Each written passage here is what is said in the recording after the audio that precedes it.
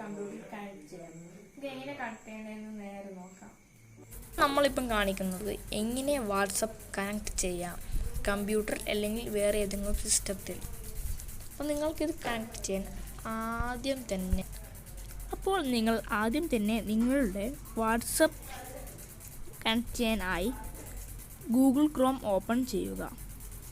ഇതിൽ നിങ്ങൾ WhatsApp web search ചെയ്യുക.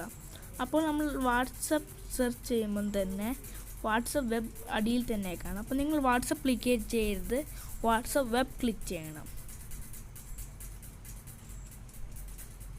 അപ്പോൾ നമ്മൾ വാട്സപ്പ് വെബ് ക്ലിക്ക് ചെയ്ത് കഴിഞ്ഞാൽ ഇങ്ങനെ ഒരു പേജ് ഓപ്പൺ ആവും.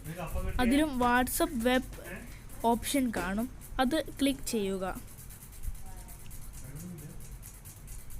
അപ്പോൾ ഇങ്ങനെ ലോഡായി കഴിഞ്ഞാൽ നിങ്ങൾക്കതിൽ ഇങ്ങനെ ഒരു QR കോഡ് കാണിക്കുന്നതായിരിക്കും.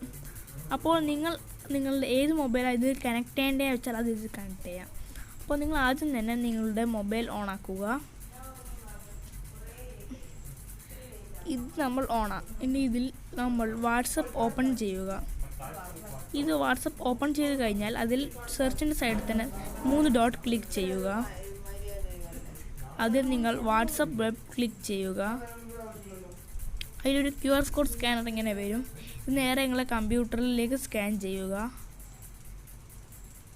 അപ്പോൾ തന്നെ നിങ്ങളുടെ വാട്സപ്പ് കണക്ട് ആകുന്നതായിരിക്കും. നിങ്ങൾക്ക് വേണമെങ്കിൽ ഏത് മൊബൈലും ഇങ്ങനെ കണക്ട് ചെയ്യാം.